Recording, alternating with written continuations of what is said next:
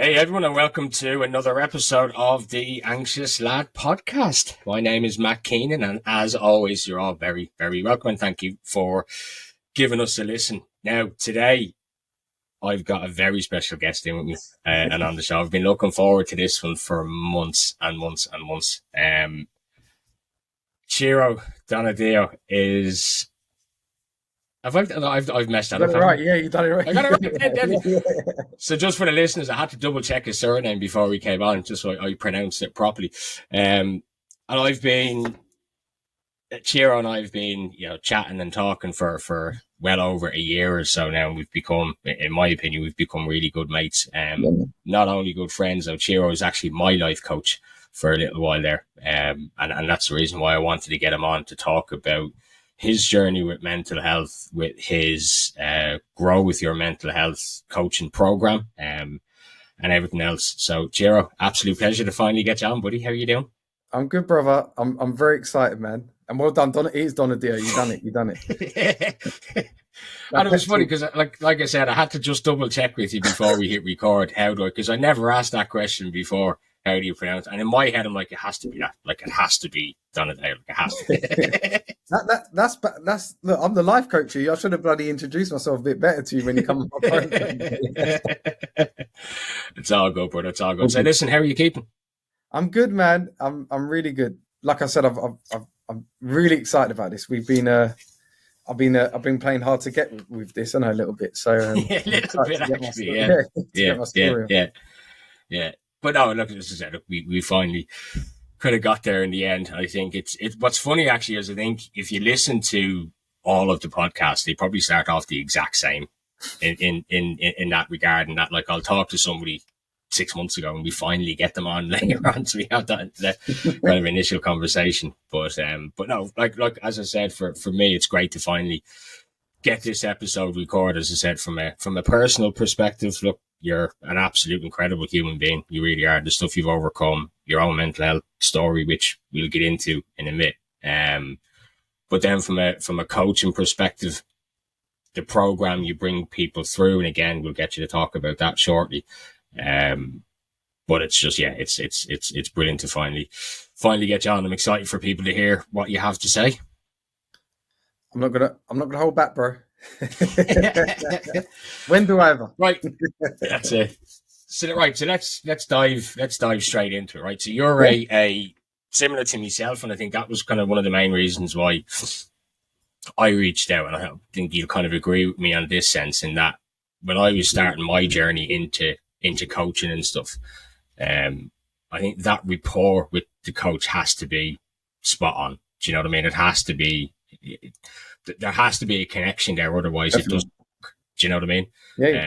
And similar to a counselor or a therapist or whatever, if there's no connection in it, it's not going to work. You're going to hold back. You're not going to give it everything and all the rest of it. And I think from my perspective, that's what kind of attracted me to your coaching program, was because I think our stories to a certain degree are fairly similar in that as well.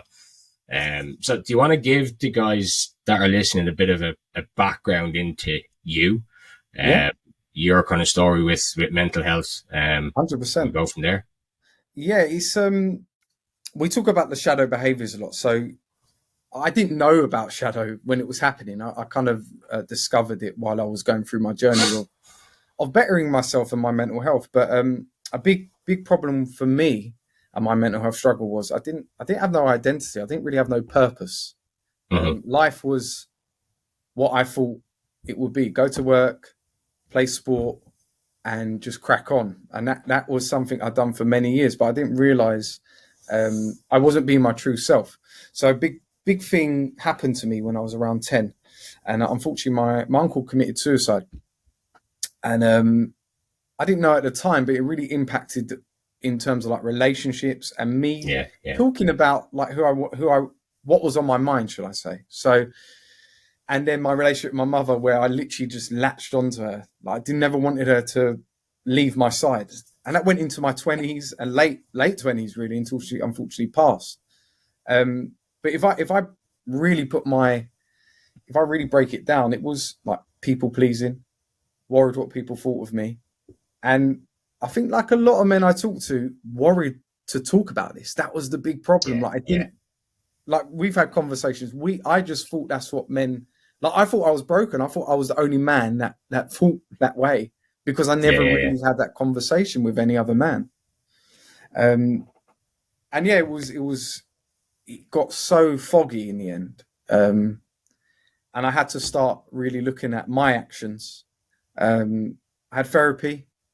Therapy worked, as in started to talk about it, but having someone like hold me accountable and take action, you don't get that with therapy, unfortunately, which is not, it's not a bash at therapy.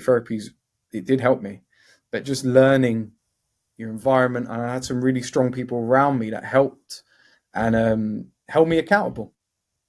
I mean, we can get into it a bit more, but that was kind of it, where didn't value myself, didn't have a purpose, didn't stand for anything. And it just got on top. It got on top. And unfortunately, the suicidal thoughts, self-medicating, binge drinking. And I had to get to a stage where I was like, no, I've got to look at this now.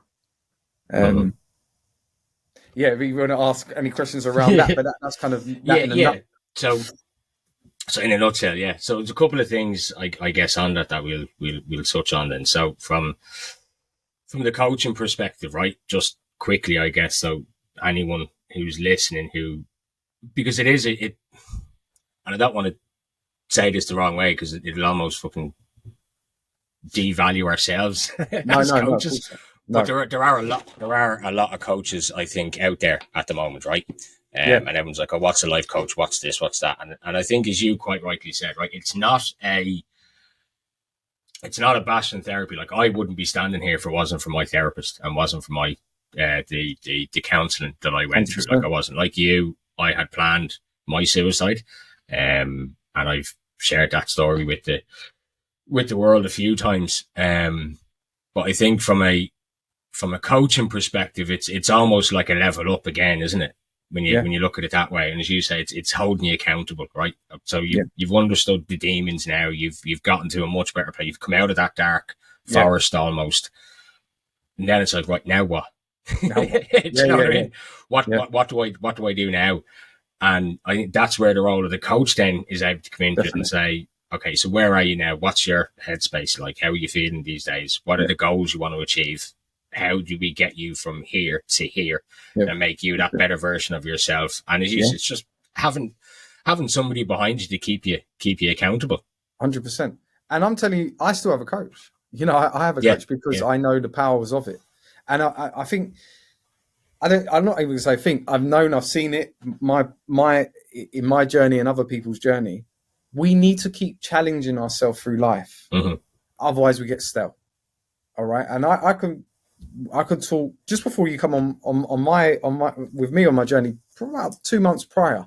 I got stale, man. And it wasn't like, it looked different. It wasn't like depression or anything like that. I just wanted some new challenges. And I understood, Ciro, look, mentally great place, but you need challenges, my guy. You need to keep working. And that's where I always say there's like 3 things. Unfortunately, we're always going to deal with pain, which is a bugger, I know, but understanding this is going to be part of life. Uncertainty, which we always talk about.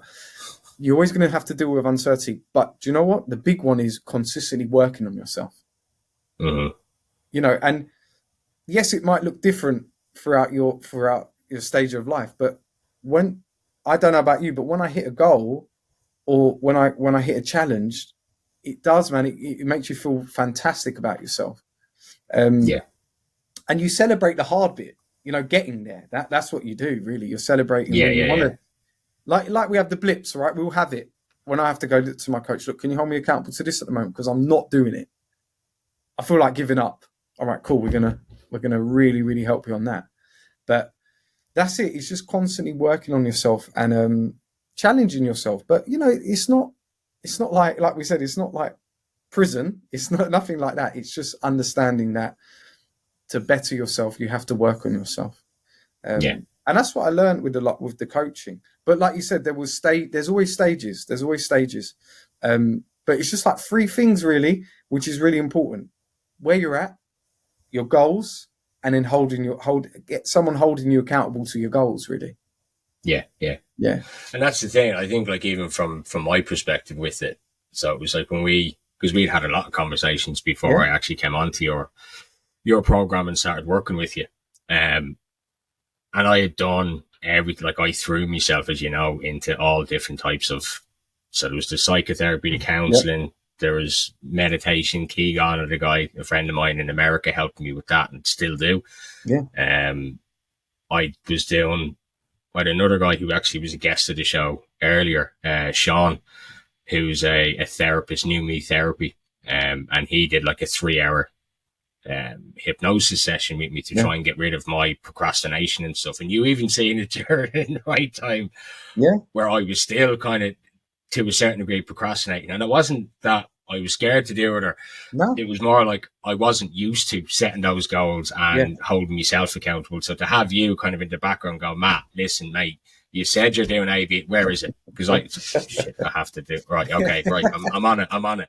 But it is, and then, as you say, it's celebrating those wins, it's getting it out there. But it's also, like, from somebody who has anxiety, right? Trying to put yourself out there.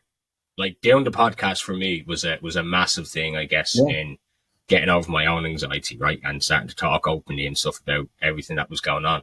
But then I think taking it a next level up and going into coaching, doing the corporate workshops, the seminars, the training, all of that kind of stuff, putting yourself out there, it's that fear, isn't it? And that's when the anxiety kicks in, the overthinking starts to happen. And then I sit with you for 5 minutes and you're like, so what's going to happen? You're going to say no? Then what? You're like, okay, smart ass, all right, whatever, you know. But it's having that, and that's, I think, when you come out stronger of the other side of the counselling and the therapy. And I would always recommend people go, and if you're feeling, if you're feeling depressed, if you're feeling, if your anxiety, your stress levels, anything is getting on top of you, go and speak to somebody, 100%. 100%. And then when you're in a better place, kind of mentally, and that little bit stronger, then go work with a coach, because they'll take you to another level, I guess, in that regard. That's it. Sorry, no, go on. No. I was just, you're right, totally right. It's like stages, definitely. Yeah. And as I said, look, even from my perspective, I can see there's a difference in me now to what it was, 4 or 5 months ago before I started working with you is mental. Probably shouldn't say it that way, but you know what I mean. So talk to me about that darkest point, right? Yeah. When the binge drinking, the drugs, and I think I've kind of said this a few times, I think now, on the podcast with different guests, in that, like, your journey with your depression and anxiety, right, is completely different to mine, right? That path that you were on, how you got there, is so different to mine, but yet how we cope with it and deal with it is identical. The binge drinking, some people start drinking way too much. Some people turn to drugs, but you go inside yourself, you isolate, you don't talk. No. And I think from a global perspective, that's the incredible thing, right? It doesn't matter what your demographic is. It doesn't matter what your political stance is or your social standing. Every bloke who goes through it does the same thing. They get to a point where it's too much. They start belting the alcohol out of it, drinking too much, not talking to anybody, and then one of two things will happen. They'll either wake up one day and say, I need to fix this, or they'll take it, in worst case scenario, then the suicide ideation comes into play. So talk to me about that darkest point and how you got there, how it unraveled into that spiral, and then how you came out, I guess. So I used to have, like, with my anxiety, it would be like a cycle. All right. So I'll be okay for that. And it comes up a lot with men I help, probably with yourself, but it was like a cycle. So I'll be okay. And I'll think, oh, okay, I'm all right now. I'm all right. And then this happened for many years. And it didn't happen overnight. Like we said, I didn't wake up and say, no, I'm in a dark place. It was accumulation of a lot of things. So from childhood into teenage, into adult. But yeah, when I got into that dark place, it was like I just wanted to run. And with the binge drinking, I wasn't alcoholic, and I always tell everyone, no, I wasn't alcoholic, but I was starting to use it to escape. And like the self-medicating, I couldn't sleep, so I would like, have these hot sweats, the palpitations, and I used to ask my mum, look, mum, like she would like be the keeper of it. So, you know, like the suicide thoughts, I knew I was in control because my mum had the tablets. So I never wanted to go through. It was a cry for help, you know, but I never wanted to go through it. But I knew my mum had these tablets, and I said, "Mum, I need to sleep." So I used to, but then obviously after like 3 or 4, she's like, "No, you can't do it. Stop now." And they were sleeping tablets, were they? Yeah, just cocodamol. Yeah. It was like cocodamol. Okay. But, yeah. It was not sleeping tablets, but it was just, you know, cocodamol knocks you out, doesn't it? But I'd wake up in like sweating, and I was just in a really bad stage in regards to, I just didn't know how to talk about it. And I would talk to my mum, but I would make sure she would just keep it very between me and her, you know. But it wasn't, I weren't telling her what I was thinking. It was just like, she could see the eyes, I've got big eyes anyway, but they were like that. I was scared. And I lost a lot of weight. I wouldn't eat. But this was at home. When I was outside, it was normal Ciro. Well, to the eye, you know, happy-go-lucky, chappy, all these things. And it was I felt like a fraud. I'll be honest. I felt like a fraud, and it got on top. It just got too much. And I got very paranoid too. So I remember I used to work about 50 minutes away from where I lived, drive. And I used to come home, and then I was worried that I'd done something, like left the light on, and I'd drive home. I'd drive back to work. And I used to do that about twice a week for about 6 months. Yeah, 6 months, honestly. Mum's like, "You're working late." I'm like, yeah, it's busy. But I was just going back and forth to check if I was, because I was worried that I'd done something wrong. That was my big thing. I was worried what people thought of me. Like, did I do something wrong? And where my sector was, when you work with children, like, you're very much like, oh, did I leave a child? You know, which I would never do. I was very much Yeah. And I remember, and the drinking got very excessive. Like, at times, just like blackout. I'll be like blackout drinking, and that would kill me for like 2 weeks. I'd be like, "What have I done?" I was worried. I'd be like, "Fucking hell!" Like, calling my mate. I remember one time I called my great friend, you know, Damien. I called him literally about 60 times one night. He's like, "Say he loved you for that." Like, do you like, what's going on? Poor fuck, he might have thought I fancied him or something, but it wasn't that. I was just like, "What have I done?" Like, I got so paranoid, honestly. I remember that he's like, "Are you okay?"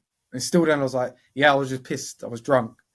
I knew I was doing it. I weren't drunk to it, like, out my face. It was more the paranoia. Yeah.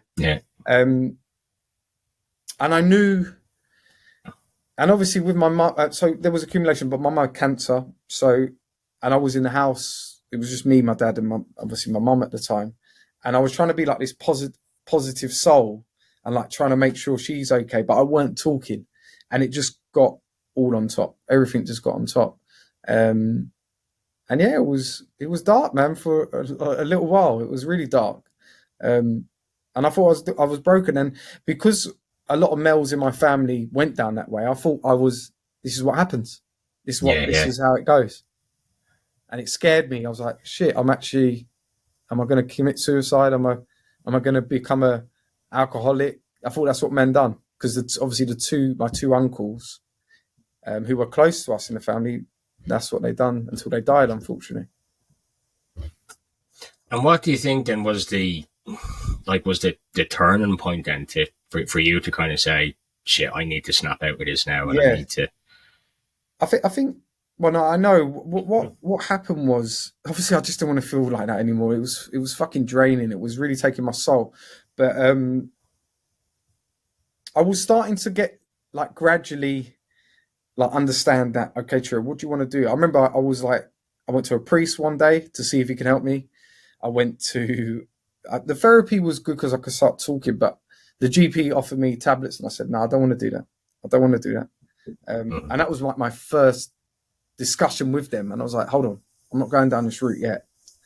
I'm just not, I don't want to do it. Because I was doing, obviously, self-medicating with the cocodamol. But what happened was it was just it was a burst of emotion, but I called, and I always say he was a big part of me really valuing myself. But I called my best friend, who I talk about quite a lot, Damien, and I was crying on the phone. And he's like, "Look, I'm with my boy, but I'm gonna come pick you up." I was like, "Yeah, no worries." And literally, I just cried, and I cried, and I cried, and I didn't really make too much sense, but he could tell I was struggling. Yeah, yeah. And it was a bit of a light bulb moment, because he said, I can't remember it because it was a bit blurry. It was, we're talking about 8 years ago now, but I remember I was just talking about, "Look, D, I'm not feeling good." He's like, "Look, I feel like that sometimes." And I latched onto that. And I'll be honest, I latched onto it because I was like, he's one of my go-tos. And I was like, "Oh, you struggle?" He's like, "Ciro, what you got to understand?" "Yeah, of course I do. Maybe I don't express it to you. I'm not good at it, but I do struggle at times too. We all do." Yeah. And I latched onto that, and I was like, "Oh, so men do." And I know, and I'm not lying. That's what I always thought. I thought men just crack on. We just get on with it. And that was kind of the start of the journey. Now, as you know, unfortunately, my mum passed probably about 6-7 months after that, and I lapsed a little bit, started drinking again.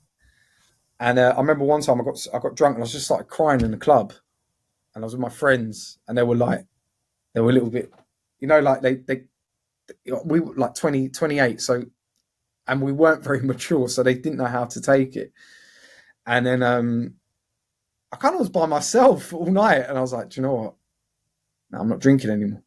I'm not doing this." And obviously from my mum, I just went, "Nah." That was pain. That was pain for me. Yeah. I'm not saying, of course, it was pain, the other thing, but I just realised, where are we going here? And everyone was looking at me because I was mummy's boy. She fucking wiped my ass. Well, she didn't literally, but she done everything. I still lived at home.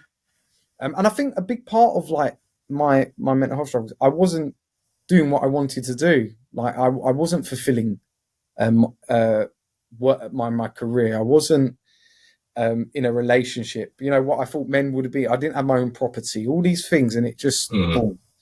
And obviously, when Mum died, I just it was like my pain, but it was also, it released me. It released me, and I felt quite light. I'll be honest, for the first time in my life. Now, obviously, to say my mum dying made me light, no, it didn't. It just made me understand and be more grateful for life. Yeah. And it's interesting. We need to give him a proper shout out. I think, Mr. Scannell, so Damien Scannell. So we did a live with him actually a few months ago. And he's infectious, isn't he? When he gets going and he starts talking, like, he's absolutely brilliant. And Damien, for anyone listening, runs a group on Facebook, Super Dad. What was it? Dad Bod to Super Bod, or whatever he does it. He's an ex-professional footballer. He's a family man, but he's an absolute legend. And he's one of those people. Like, I remember speaking to him before, and it's like, just feel like I've known you for about 40 years. Do you know what I mean? He just has that lure about him that you feel like you can just open up and talk to him. So I can understand how he had that impact on you, I guess. Massive. And continues to have that impact on you as one of your best mates. But any of the lads listening, if you're looking for some inspiration, if you're looking for ideas on how to get back into fitness, something like that, look up Damien Scannell. He's absolutely brilliant. He's brilliant. And similar, I guess, to us in that, he looks at it from, not just from a mental health perspective, but from an overall fitness perspective then as well, in getting you back. Because I know that was a big part of your recovery, was getting back into the fitness element and 100%. Going to the gym and doing all that. So talk to me about that little bit. How much of a part does that fitness element play in your mental health now? And certainly from an anxiety perspective in getting out to the gym the first time.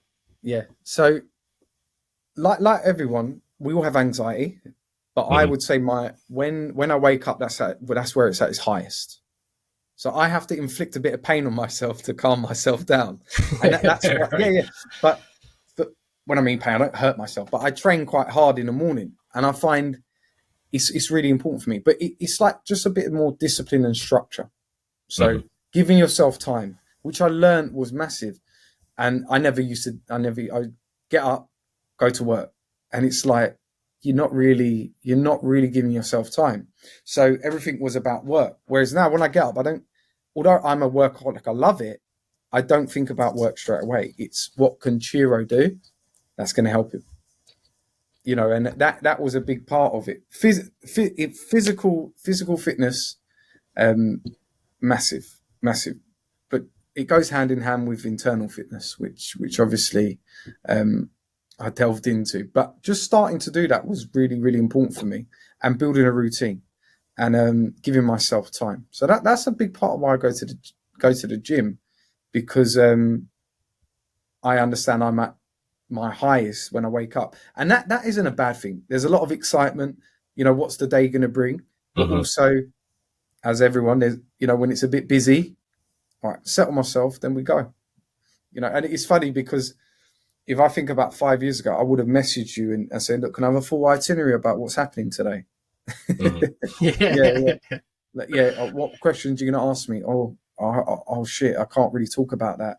But that's just a sign of growth and being, like, this is the beauty when it's chucked at you. That's you being your authentic self. So yeah, absolutely. And actually, that's a good point you brought up, because it kind of brings me back to sort of something you said earlier then as well, right? So when I first started the podcast, my first guest on it was a guy in Arizona, Justin Truesdale. And Justin, as you know, is the co-author of the book that we wrote. Love it. And he and I have obviously become really good friends since we started that. But when I was thinking, okay, I need to interview, so I need to have all these questions, and it needs to be structured, and it needs to be like this, and like that. My anxiety, my overthinking is gone. It's fast. And then I listened back to it after we got it. That's shocking. That's terrible. Too robotic almost. Do you know what I mean? Rigid, yeah. And for me, going through my recovery and stuff, as you know, like, I was listening to podcasts all the time. I was listening to guided meditation and mindfulness stuff, going to bed and trying to find a good night's sleep and all this kind of. And the one thing I didn't find were two lads just having a conversation about mental health. I couldn't find it anywhere. No, there was always men talking, but it was somebody just giving their perspective on how maybe they felt, or the overarching conversation of mental health and anxiety and depression and their views on it and stuff like that. But it was never a real raw, honest conversation about the damages and the dangers of mental health between two blokes. And what's interesting is that you had quite rightly said it earlier, even for me as well, when I started talking to other lads and stuff like that, I was like, Jesus, we actually went through the same thing. Like I said earlier on, our journeys are different, but I hit the alcohol way too hard. During my darkest time, I guess. Couple that, and I was getting fucking blackout drunk. Do you know what I mean? As you know, like, we've had this conversation a few times. I've had to completely change my relationship with alcohol because I was just an asshole, is the only way to put it.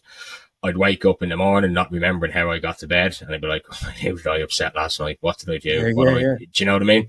That's it. And it was a case of, like, you'd have a few glasses of wine normally and then you can go to bed fine. But for me, it was like, I need to get blackout drunk today, regardless of where I was, whether it was a wedding, whether it was just a beers out, whether I was sitting at home, it didn't matter. It was boom. And then it was like, where's the shots? Where's the Jaeger bombs? Where's this? Where's that? And it's only when you come out the other side of it, then you go, shit, actually, a lot of blokes suffer with that as well. And that's, I think, the biggest realization I've had with the whole thing, and that men do suffer with mental health. The problem, going back to it, is that we've been conditioned not to talk about it. And I talk about this a lot. So when you kind of say, I didn't think men spoke about it, I didn't think men went through this, we're supposed to just be these stoic alpha males who...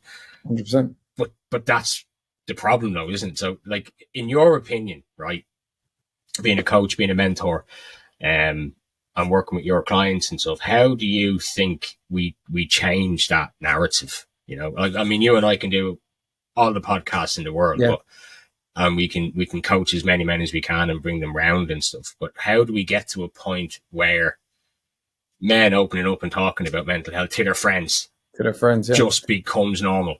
Yeah. There's a couple of things. I think like connection, like communities, that's massive. So like we said about Facebook groups, they're brilliant, and they're really important. But it starts within the household, and it really does. And this is not to, I'll never, like, it's nothing to do about my dad. It's just how he was brought up. It's not his fault. Yeah. It's not his fault. I was built with, I could never say we didn't have of love. I was very privileged with love in my family, but it does stem from the household. Like, how am I going to show my little Lucci, who's my son? Obviously I've got a daughter too, and I'm going to show her that. How am I going to show him that? Look, you see, vulnerability, it's not a weakness, it's a strength. And we get it totally different. We get it. If you think about it, I always break it down. We think, and this, when you break it down, it's quite balmy. All right. We think not talking, getting to a place where we get overwhelmed, and then we act, like we said, binge drinking with violence, etc., is strong. And we get it wrong, right? When you talk about vulnerability and then tackle your problems and what you're actually, who you are and what you're thinking and feeling, that's actually strong. Absolutely. But it's a weak, because we're talking about it and we think it's a weakness. So it really comes from the household too, I believe. That's where we start. Which we touched on. You got family, community, and culture, and the family is really the big one. That's your shadow that you touch. But the family, because that's what we inherit. So, and we're not trying to be. We're not going for perfection. Look, if Lucci presents something to you when he's 18 and he might take substance or something like that, I'm not going to go, hell no, Lucci, no. But I want to build that where he can come and talk to me. And he can say, look, Dad, I've messed up a little bit. All right, well, that's all right. That's okay. And I think we've got to, now, we're in that age where we've got to change that. But also your environment. Are you around people that can help you? Like, honestly, like you can go and talk to. And it's really cut off. But if they can't, then you have to assess your environment, what you're around. And it's building now, and it's really, really important that we have these honest conversations. But the deep work is we've got to change it. Will it change? I hope it does.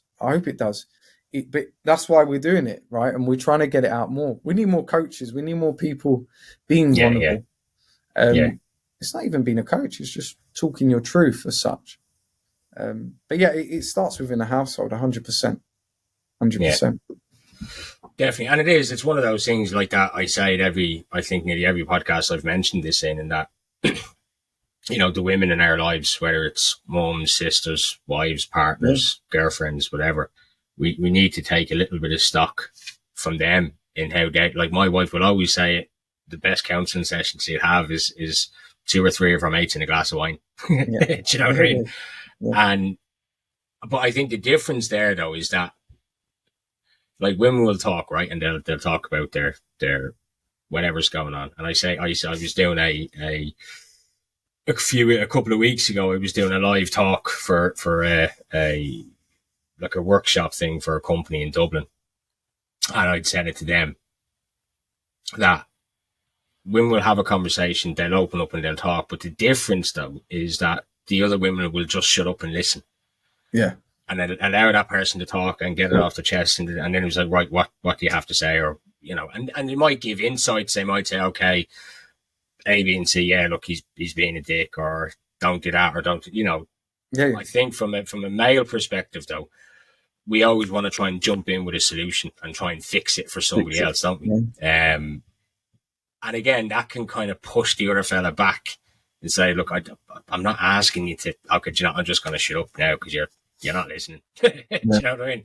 Yeah. Where do you think that stems from in that? And can we, I don't want to say teach it because that's the wrong word, but can we change that narrative like that, man? Like, stop trying to fix it for the other lad. Just stop and listen for a minute. Just let him talk. Like my wife, we used to have so many arguments over that. She'd come in after having a bad day. I'm like, oh, this is after happened, blah, blah, blah. And I go straight into fix. Oh, you need to do this. You need to. It's like, just shut up. Yeah. I don't want you to just shut up and listen. Stop being an idiot, you know? Yeah. But I think that's one of the big ones, though, because we don't talk, because we don't have those vulnerable conversations from a young age, kind of growing up in the way that our sisters will, or our wives do, or our girlfriends do, whatever. I don't know if we actually know how to actively listen to somebody. Do you know what I mean? We're too logical, aren't we? So it's like, if you do this, this will happen, and unfortunately, it doesn't work like that, does it? I put my hand up. Sometimes I go in that mode, but like you said, it's listening. But then obviously, then you have your time, but being vulnerable with it back. It's not just all right, do this. No. I've gone through something similar. Oh, okay. So it's how you word it and all. I think that's very important. Or do you know what? This happened. This worked out for someone. I'm not saying do it, but what do you think about it? So just how you present yourself is massive. Not go do that. The person's not there. They might not be at that stage. I'll be honest. My coach is direct, but I'm at that stage. I'm there. I know where I'm at. Mm-hmm. But still, he will break it down. He'll break it down. But you're right. I think we got to listen better. And the fix it mode is us, isn't it? It's what we always want to do, which is good. But you got to listen before you can fix. Mm-hmm. And I think that's really important. But again, like you said, it's learning. It's learning to have conversations. Are you really in a conversation, or are you just picking things out of it? Being quiet. I've had to work on that. I'm probably, I'm better, but I still want to go fix it mode at times. And you've got to listen first, and then come back with a conversation first, and then just a little task, nothing crazy, just to get the ball rolling.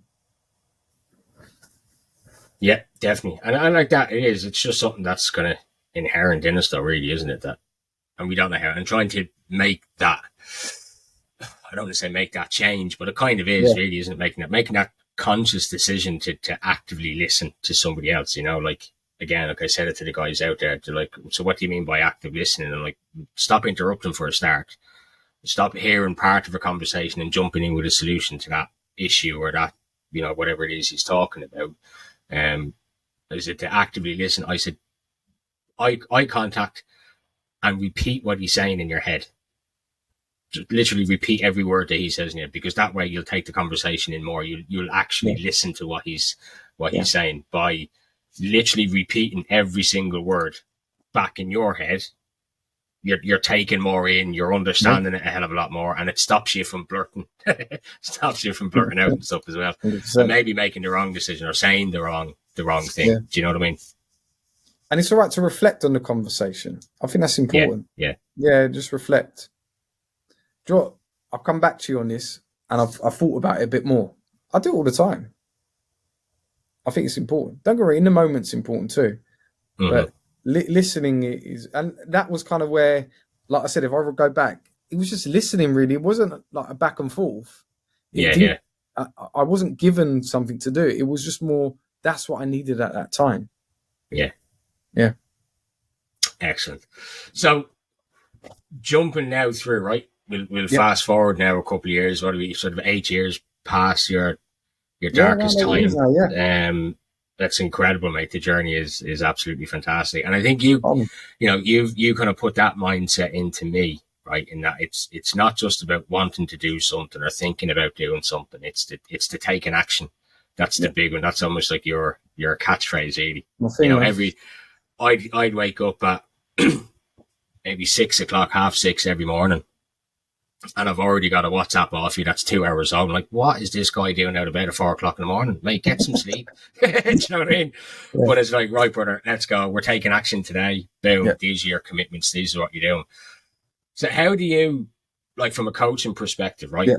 Talk us through the program, how you get there, and how you stay motivated, I guess, for your clients then as well. Yeah.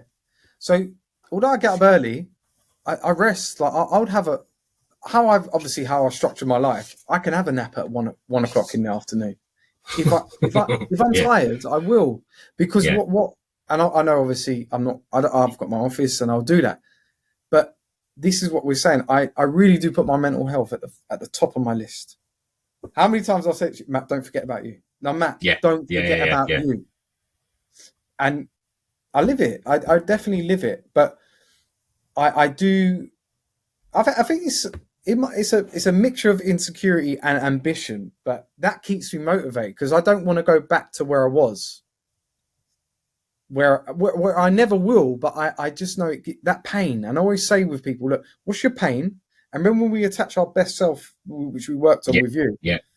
what's your best self? All right, you've got to attach pain, best self to your goals and where you want to go, and it just has more meaning. And that's what I really do. I'll be honest. What I was, who I am now, and I have meaning, and I keep on. And I'll be honest. I have a passion to help. I love it. I really do. So mix that in with it, and yeah, you wanna better yourself, and that's why I chose being a life coach around mental health because look, it's not vanished. Hell no, it's not vanished.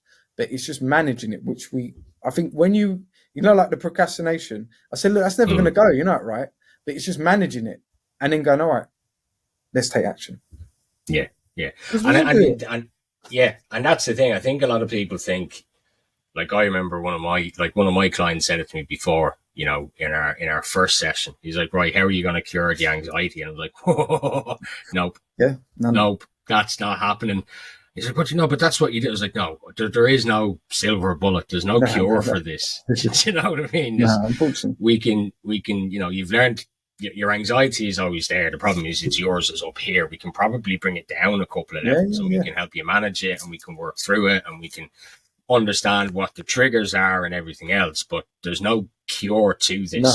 Do you know what I mean? It's always going to be there to a degree. And like that, you quite rightly said, I think there was one night I hadn't done something in a few days, and I was texting. I was like, "Ciro, mate, the procrastination has kicked in. I haven't done a post for a few days. I haven't done this. I haven't done that." And you're like, "Okay, cool. Let's jump on. Let's talk it out. Let's break it down. Let's understand why you didn't. Where is the procrastination coming from?" And I think that's the biggest part to all of the coaching and everything else is that you have that other person to bounce it off, that understands where you're coming from, that knows the ins and outs of anxiety, to be able to say, okay, so you did this because of A, B, and C. So now flip it that way. And it's just putting different perspectives and stuff on it, isn't it? 100%. And it's understanding that, all right, because look, to say I hit the ball every day is a lie. But I always say, look, get reset.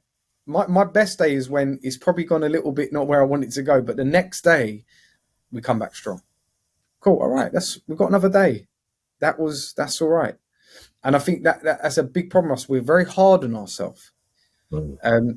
Certain things, yes, we have to be, but we then go, no, I'm not doing it anymore.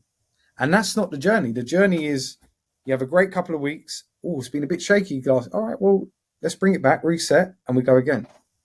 And that's where you keep momentum and you keep consistent. And I think we us as humans and we want to be perfectionists, which I don't think is a bad thing, but it's just understanding perfect is not real. It's not real. Remember we said imperfect action. Imperfect action, yeah. Imperfect action. You done something where it was like, look, try another social media outlet. Hold on, I did not say that. That's a lie. You said that in your head. Let me try another social media. Next thing I know, you're like, Ciro, it's just gone balmy. Brilliant. Yeah. It's imperfect action. You've gone the other way. Yeah. Giving it a go. Yeah. And that was it. It was, because of promoting the podcast and the coaching thing through Facebook and stuff and trying to use Instagram, doing TikTok videos, doing all that kind of stuff. And then it's like, you know what, because I'm not working for that company anymore, I need to change that anyway. So went on to LinkedIn and changed, and it just erupted. And it wasn't a different post. It wasn't something I hadn't done before. It was the exact set. I literally copy and pasted something I'd done on Facebook about a month or so earlier and put it there. But it just erupted, which was great, obviously. Amazing. You know what I mean? But it's like, and it was around the time where you was like, remember, you not fell off because you didn't. You was there, but you was you was like, I've had a couple of weeks. That's all right. Yeah, but because it was coming. it was coming to a point where I was kind of going backwards in myself. I was second guessing it. The anxiety was kicking in, the overthinking was kicking in, everything like that. And as you said, look, it's the imperfect action. You hit the reset button and you go again, And as I said, from a client perspective of yours, that was the big thing for me in kind of, I know we always said it, right? There are times when you'd set commitments to do and stuff to do, and like you didn't necessarily put it that way, but in my head, I'm like, oh, I can't let him down. Do you know what I mean? Yeah. And I said that to you. I was like, shit, look, I know I've let you down. I didn't do that today. And we're like, you haven't let me down, mate, but this is on you. Do you know what I mean? Take your own responsibility. But we do, and that's a great way of having a coach, because I say, obviously I don't want to let myself down, which is the first person, but you have someone that's looking over you. So it does help it does help when you do that. It's like the gym. I train with about 5-6 people. Like, I'm getting there. Although I'll go there by myself, but it's just when someone's there, and that's the environment. That's it. That's the environment. No, it is, and it you've said it a few times now. It's that, having someone there just to give you that little bit of accountability, just to keep you on target, keep you on your toes, make sure you keep going. It's absolutely brilliant. But go back to the very beginning of it. There are times now, like I've spoken to guys where we've had an initial conversation. They've reached out and like, look, I'm looking for a coach because of A, B, C, D, and E. And, you get them on a consultation call, you have a conversation, and few times I've kind of gone, nope, that's you need someone. You 100%. Need a psychotherapist, mate. You need a counselor. You need to go. There's trauma there. There's issues there that you're talking about that, I don't know how to help you with, because 100%. That's not my job. Do you know what I mean? No. It's not what we're trained to do, There's a list of people in your area. Go and have a conversation with them, keep in touch. WhatsApps are always open. Messenger is always open. Absolutely. I'm here to have a conversation with you for sure. Definitely. But there's a deeper rooted issue with you and I think that's something very important that people need to understand as well about life coaches, is that like we know our limits as well. We don't have, as I said earlier, we don't have the silver bullet and we're going to cure you like that. There are times when I need to say to a guy, no, I'm sorry, you need this kind of help first. And then we come back, then we level up and we'll take you to, take you up a different way. You're just being authentic. And also, that's the whole reason we're trying to help. So it's just understanding the levels to it. Definitely. Yeah, for sure. So what's next now? Because there's been a lot going on in your world over the last sort of few weeks. You've got another feather in your cap, as it were. Tell the guys what's next for grow with your mental health, the program, the Facebook, the company, the business, everything. What's happening? So obviously the client side, the one-to-one is as I say, there's proper South London, the bread and butter. But that's where I love to help, But what I have done now is, which is very important, is giving people more knowledge and understanding how they can help themselves too. So I've just finished an instructor course on mental health first aider, where you can put on courses for, well, it depends the remit of where I want to go, but I want to do it for parents. So like we said about how can we change? So it's giving people more knowledge. It's having these vulnerable conversations. So that the mental health first aider gives you knowledge, and then signposts you to where maybe we can't help someone. They might need to go down the professional route of a therapist, a GP, etc. So that's a big part of what I'm going to bring now into like more corporate, and also with my clients too, where they'll gain more knowledge through. There's other ways that can help them too while they're on my program. And it's that changing that, like we said, changing the community, the culture of mental health. That's where I want to go with it, and build my community more. So I want to do a couple of retreats. I definitely want to do some retreats soon, which I think will be amazing. Connection is massive, and we that's what we want as men. We want to be around people that want to better themselves, and have gone through hardship and adversity, but gone out the other side too. It's a big part of the journey, which I feel I need to grow more in my community, definitely. Yeah, yeah. I think I have to say your community is brilliant. You know, the lads that are on there, you do get a lot of interaction. Yeah. With the guys back, you know, you've done a lot of, I guess, webinars, Zoom calls, and stuff where, you know, of a Wednesday evening. And what was amazing, I think, about that one, if there was one call we did, I think it was very early on in my journey with you, like a week or two into it, and you had asked a question, and for whatever reason, it resonated with one of the guys on the call, and do you remember he just opened up, and nobody was expecting it. No. It just, and everyone was like, wow, fair play to you, buddy. That was incredible. Well done, thank you for sharing. Yeah. And you could even see in him, it was like a weight had just been lifted off. You know what I mean? It was absolutely phenomenal to watch. I don't even think he realized he was going to say it until he started talking, and boom, it came out. Do you remember? Yeah, I remember, and obviously we're not going to say that, but it was such a brave. Yeah, I mean, and we're talking. You know, he was my client. He's still my client, but it was such a brave moment, and that's why you do it. I don't ever ask or never tell anyone. It's down to them if they want to express it. Yeah. But just from that, the amount of messages, and then, you know, people were just like, wow, I need to talk more. You know, and that's what can happen. And it's not to latch onto someone's pain. It's to understand that men go through a lot of, we do go through these things, but look at the strength. That was the vulnerability, the strength there. And that happens on a lot of the calls, to be fair. Yeah. It does. It happens on a lot of calls. But I try to set I try to be as vulnerable as I can, I think, which is very important. Because obviously if you're stiff, you're not going to get nothing back. No.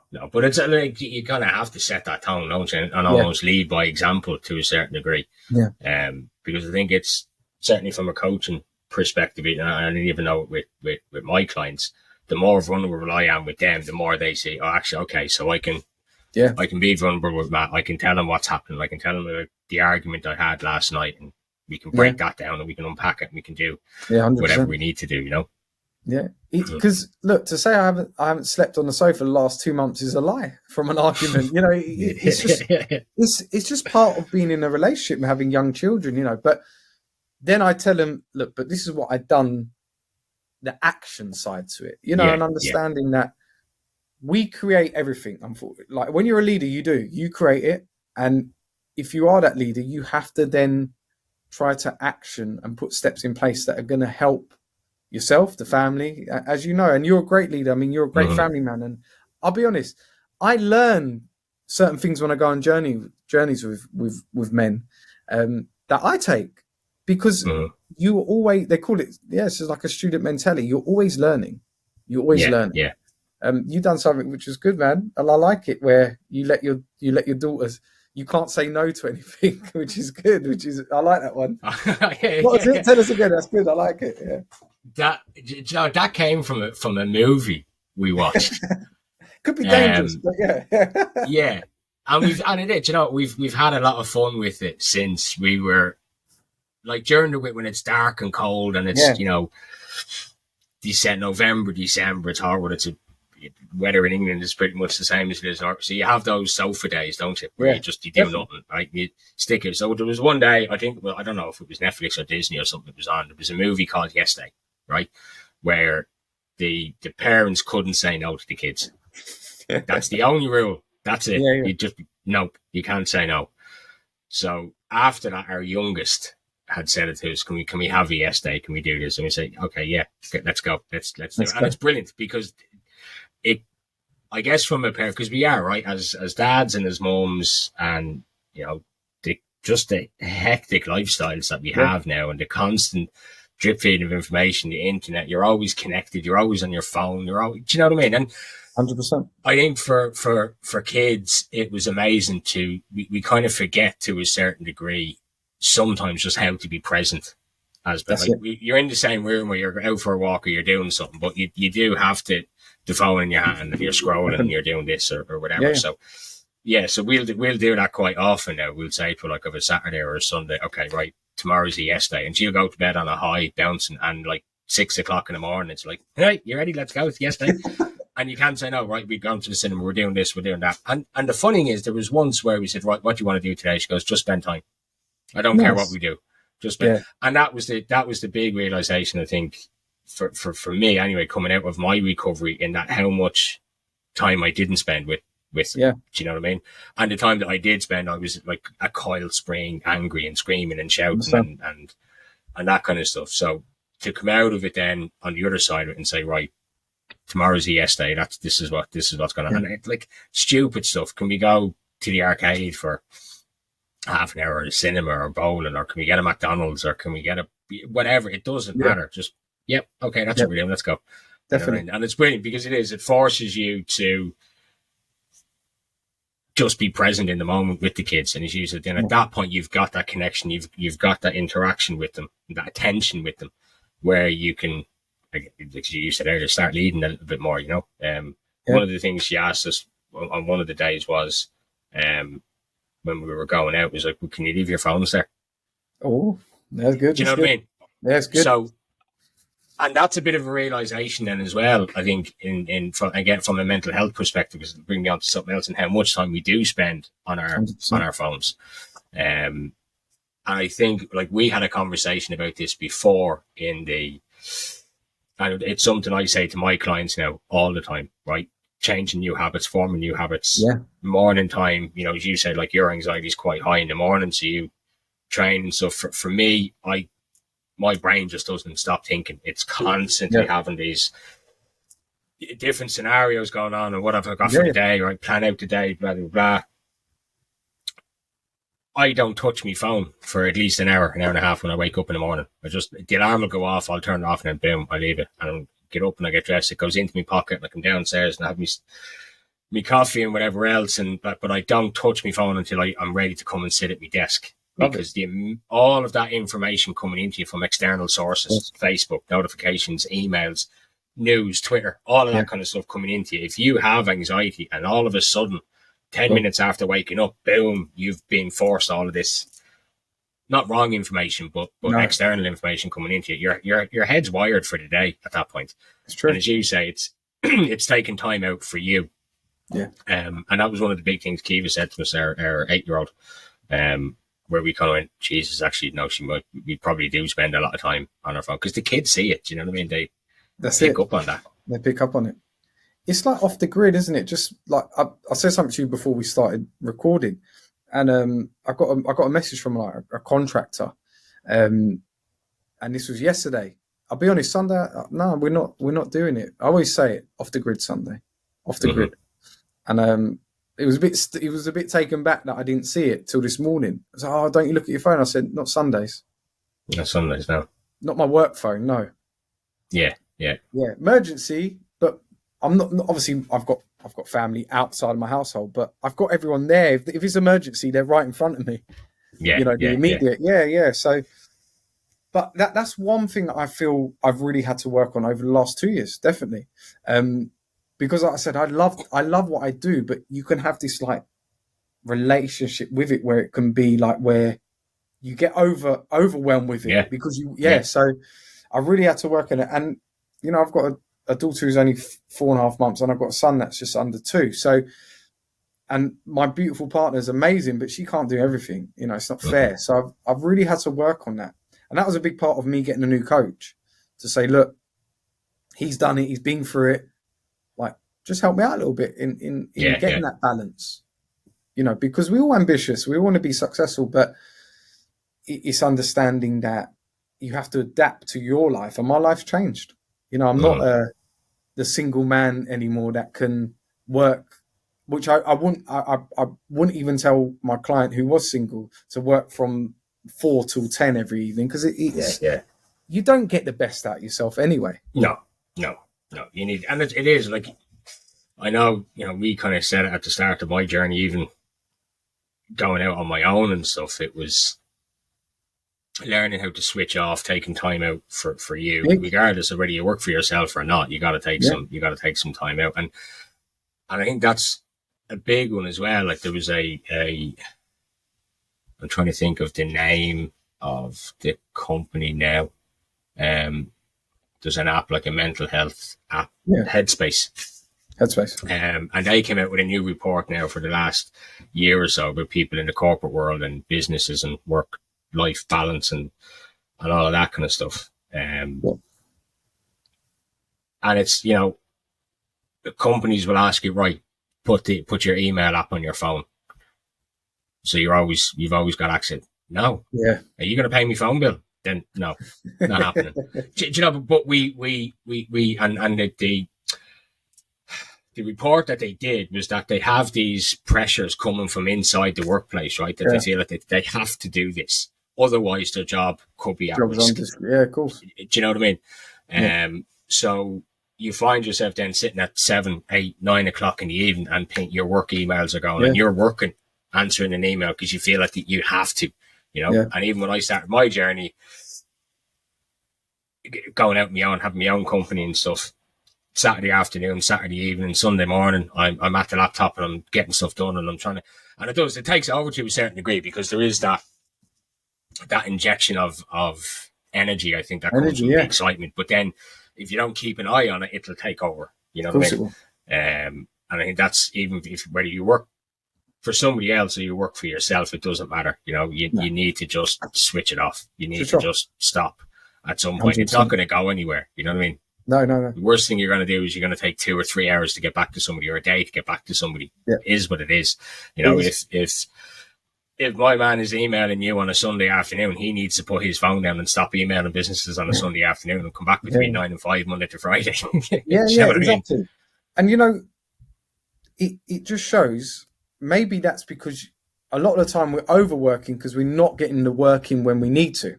Yeah. And that was what I was doing. I'll wait till, that's right, I've got another 4 hours. But now I try my best. There's something, it's right here. I didn't plan this. My bookshelf is nearly full now. But it's called Deep Work. And it blocks, it's a great book, and it's about how you block out time to get your best work in. And I try my best with it. Or I've got an hour and a half. That hour and a half can be like 4 hours if you're really zoned in. Yeah. And like having that plan, all right, this is what I'm doing today, and this is what I'm going to do for an hour and a half. Put the phone down on its head and get going.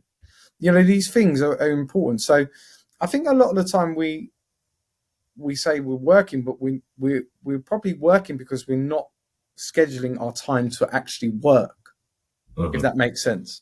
Yeah, it does. Yeah, it does. Yeah. And again, like from an anxiety perspective, you do that and you get overwhelmed with something that comes into it in work, and you know you've got a deadline to hit, or you know you've got a project to do, but then the anxiety kicks in, or it could be the imposter syndrome kicks in, or something happens and you're like, oh no, and then boom, you're purposely distracting yourself from doing it because you 100%. For whatever reason the overwhelm is kicked in and you don't you can't get to the task or get to the job or get to what it is you need to do. And then all of a sudden it's like, okay, look, it's Sunday night and I need to do that for tomorrow morning. So you have to do it. You know, it's, you say, setting time out properly, planning your day out, I guess, you know, the working blocks during your day and getting it done has a massive impact on your mental health and how your stress levels are, your anxiety levels, all of that. But it's a learning curve, isn't it? You can't just turn it on. You can't. And you're going to get it wrong, but that's part of it. You know, and that's I wouldn't say wrong. You're just learning what works for you. Matt, you could say to me, I work better from 10 till 4. Look, if that works for you, that's fantastic. Brilliant. That's okay. You know, so, but if you're getting your best work in, brilliant. And it fits around like what you need to do. I just always have worked better in the mornings, you know, and I try my best to do it, and it's worked for me. But it's really what works for you. And if you, and that is it. And that's a big part of when you go on journeys with people. Sorry, I know there was something I did want to talk to you about. So, you know, like the overwhelm, I think this is what we get, and communication. That is a big problem with myself, what used to be. And still when I know I'm overwhelmed, it's because I'm not taking action. But like conversations, all right? So what happens with a lot of men I talk to and work with, there's a time where you're meant to have like a critical conversation, But we wait, and then there's a lot of overwhelm. And that is a big part of my coaching. We're not having conversations that are going to help us. And it might be an awkward one, but then we let it go for 2-3 months and then it becomes chaos. Yeah. And that's your mental, that can be around your mental health. That could be around worried that, and peace. We spoke about peace a lot, where we're worried that, oh, that's actually not going to be peace. Now, hold on. If you have that conversation, then a month down the line will bring peace, which is bizarre to think, but it's true. But we wait until the chaos comes. Then we take action. Yeah, because it's like, again, from an anxiety perspective, we catastrophize stuff all the time, don't we? So as you say, it could be that you have to have a serious conversation or a vulnerable conversation or whatever. It doesn't matter. Yeah. So you've overplayed that conversation in your head a couple of times, and then you've catastrophized it, and you've gone to the worst possible outcome in it. And you have to have that conversation, but you've already thought of 200 different ways that conversation's going to go. You've picked the worst one, and now you're going to worry about that possible outcome. It probably is probably the furthest one to happen. 100%. But you're going to sit and worry about that one for the next 6 months before you actually go, okay, right, come here. We have to have this conversation. We have to. And then it's like, oh shit, okay, well, I should have said that 6 months ago. Yeah. That's why I love the coaching, because I know if someone, I've got to have the conversation, and then you bring it into life, and most of the time that person, I know they need that from me. That's why they've come on the journey. But a lot of the time, even when you're not getting what you want back, you still got to be, all right, look, it's from a place of love. You got to understand it is. And it's not, and it's really helped me as a person, definitely, just to have those conversations. But the first fault is the worst fault. But then you got to go, all right, come on. Yeah. What's going to happen here? And that was a big part of my my shadow, where I was worried if I said something, someone's going to run away, leave me, because I was referring back to when my uncle committed suicide. That was the worst. He left. Yeah. And I attached that to a lot of things. Yeah, it is. And from, we've had this conversation before, like from even from an NLP perspective, your brain has taught you the emotions that you've attached to memories and stuff have taught you to maybe shy away from a conversation or not to have it, or a situation arises and all of a sudden you're hit with this panic all of a sudden that you don't know where it's come from, because you don't necessarily remember where, but it's triggered something in you that happened years ago. And it, like, look, the way I look at it, and it always sounds like a very simple thing to do. People say, like, what's the best thing to do about mental health? Start talking. Like, it's the best possible outcome, or the best thing to start with is a conversation with somebody. Have a conversation with someone, whether it's a family member, a friend, even with you, like you said, you went to see the priest, you went to see this person, you went to see that person. You started conversations with people in order to find your way and your route through that journey. But it has to be more than just talking. No, like the conversation is the most powerful thing you can have. And once you get it out of your head and start verbalizing it properly and speaking out loud about it, all of a sudden it goes from this to this in terms of a problem, right? It becomes a manageable problem then, rather than something that's just this, absolute chaos that's driving you around the bend. And then if you need to, then obviously go and seek professional help, like a counselor, psychotherapist, whatever the case is. And then from that point on, then, okay, so how do I get my life back together? How do I do this? Get in touch with a coach, maybe, if that's what you need to do. But as you say, we put those conversations off all the time because we've catastrophized it, because we've gone to the worst possible scenario first, and then you have to try and work your way back on it. Just start the conversation. Definitely. I always say, look, how many hard conversations can I have this week? And it always, because that's how, and a big thing is, like you said, all right, talking is obviously that's how you get it going, but keep on actioning, and I've commit little mini commitments and wins. Always celebrate mini wins. We always said that. No, you better celebrate that. I used to go crazy when I'm like, you probably feel, why is this guy? No, because it's a win. It's a win. Yeah. Massive. Yeah. Awesome. Listen, I know we're kind of running a bit over time here, so As I usual. just look as usual, yeah. And I would like I could sit and talk to you here all day long. Yeah, Do you man. know what I mean? But we need to, I guess, bring it to an end, I'm afraid. But it's been an absolute pleasure having you on and getting your insights. And again, look, from my perspective, thank you for being vulnerable on the podcast and sharing your story and your vulnerability. It's incredible. And you know, like I say, the more men I can get on the podcast to talk about mental health, hopefully the more men will start to talk about mental health. That's the whole idea. That's the idea of the podcast, is just to normalize that conversation about men's mental health, and that, look, lads, we all go through it, and there's somebody out there you can talk to. There's, you know, I've always said, look, my Facebook is wide open to anyone who wants to send me a message. You can message me through the website or whatever, just to get that conversation going. But start talking. So, Ciro, it's been an absolute pleasure, and both as a podcast host, thank you for coming on. It's been amazing. As a client, thank you for helping me through my shit over the last couple of months. It was brilliant. And like that, look, just reach out. You know, I think that's the best advice we can give. If there's any ending thoughts or any words of wisdom you could leave everybody with, what would it be? I'll throw you under the bus now. What would it be? No, you're good. But first of all, thanks, Matt, man. I appreciate everything. And top guy, man. Like I said, I formed a friend, and I'm not just saying that. It's you know, I still reach out. I've reached out since we've ended our journey, you know, and I think it's important. What I will say, it's just your small actions, all right? I can relate it to when I stopped drinking. It didn't happen overnight. I didn't just go cold turkey. Yeah. It was like, it went from like 4 times a week to twice, then to twice a month, then to once a month. But just gradual steps. Don't be hard on yourself. We're too hard on ourselves. And it's important that you reflect your behaviors.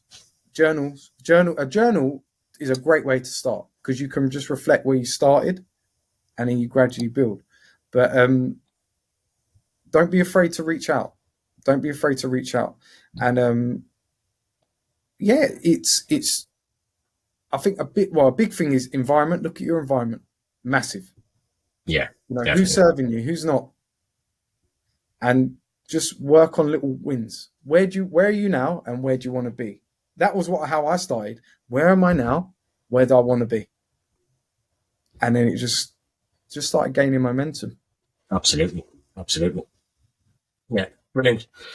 Listen, man, it's been a pleasure. Obviously, look, it's not going to be the last conversation we have, for sure. And I'm excited to see how you take your side of the coaching to new and bigger heights, mate. I've absolutely no doubt it's going to be very successful for you. Again, from a personal perspective, you're an absolute legend. You know, in the way you help guys, the way you coach, everything like that.